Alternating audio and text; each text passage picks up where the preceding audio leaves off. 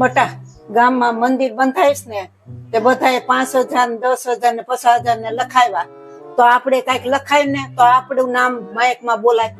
હા મમ્મી તારી વાત સાચી છે હો.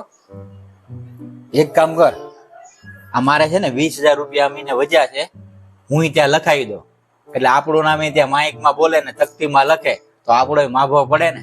લે બહુ કરી. ક્યારે દાખલ કર્યા? હા હું હમણાં જિજ્ઞાસને પૂછીને કહું હો.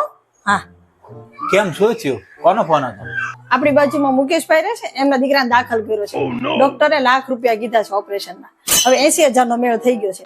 મેં કીધું કે 20,000 આપશો, કટકે આપી દેશું. પણ આપણી પાસે ક્યાં અત્યારે મેળ છે? બટા આ ગામના મંદિરમાં લખાવા 20,000 કાઢ્યા છે ને એ મુકેશભાઈને દઈ દે અને વધારે જરૂર છે. બટા ગામના મંદિરના ચોપડામાં નામ ન લખાય ને અને માયકમાં ન બોલાય ને તો કાંઈ નહીં, પણ ઉપર ભગવાનના ચોપડે જરૂર લખાશે. હા મમ્મી તમારી વાત સાચી છે. હાલે અંજુ આ મુકેશભાઈ ના ઘરે દે અને એને કહી દે વધારે કઈ જરૂર હોય ને તો એ કહેજો.